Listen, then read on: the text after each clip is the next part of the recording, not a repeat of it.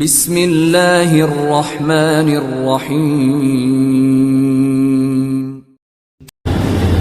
اور نماز تو اتنی اعلیٰ عبادت ہے کہ یہ انسان کو گناہوں سے بالکل صاف کر دیتے ہیں، بالکل گناہوں سے بچا لیتی ہے، کیونکہ اس نماز کے شروع سے لے کے آخر تک انسان اللہ رب العزت سے معافیاں ہی مانگتا چلا جاتا ہے۔ پہلے اللہ کی تعریفیں کرتا ہے اور پھر اللہ سے معافیاں مانگتا ہے، اور اللہ کو یہی تو پسند ہے کہ پہلے بندہ میری تعریف کرے، پھر میرے نبی کے درود بھیجے، پھر مانگے جو مجھ سے مانگتا ہے۔ اللہ کو یہی ادائیں پسند ہے اور یہ نماز کا حصہ ہے۔ اسی لیے نبی کریم علیہ الصلوۃ والسلام ایک دن ایک درخت کے قریب گئے، اس درخت کی ایک شاخ یعنی ٹہنی کو آپ علیہ السلام نے پکڑ کر ہلایا، ہلانے سے اس کے پتے گر گئے۔ اللہ کے نبی علیہ السلام نے فرمایا کہ جو آدمی اچھی طرح وضو کر کے نماز پڑھتا ہے، اللہ اس سے گناہوں کو ایسے ہی جھاڑ دیتا ہے جیسے شاخ سے پتے جھڑ گئے۔ ایسے جیسے کپڑے کو آپ جھاڑتے نہیں گرد سے، اسی طرح دھو کے جھاڑتے ہیں، اس کا سارا پانی اور گرد گرتی ہے، یہی نماز ہے۔ نماز ایسے گناہوں کو جھاڑ کے رکھ دیتی ہے، اتنی اعلیٰ عبادت ہے۔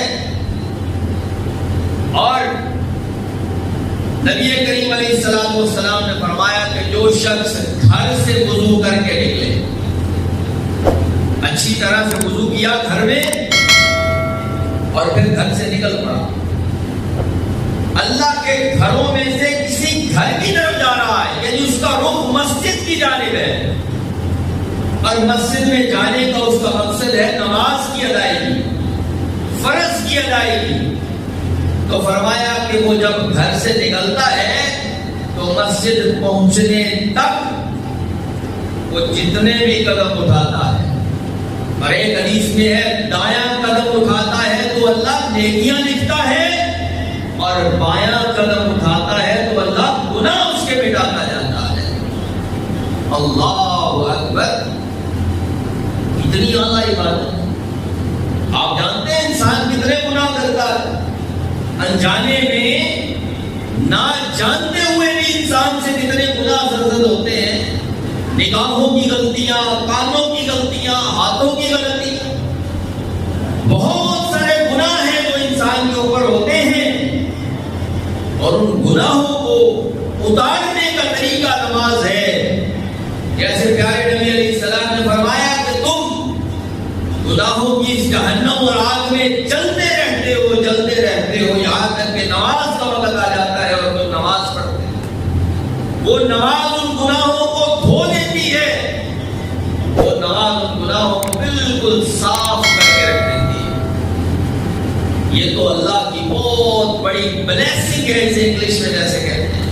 اللہ کا بہت بڑا انعام ہے،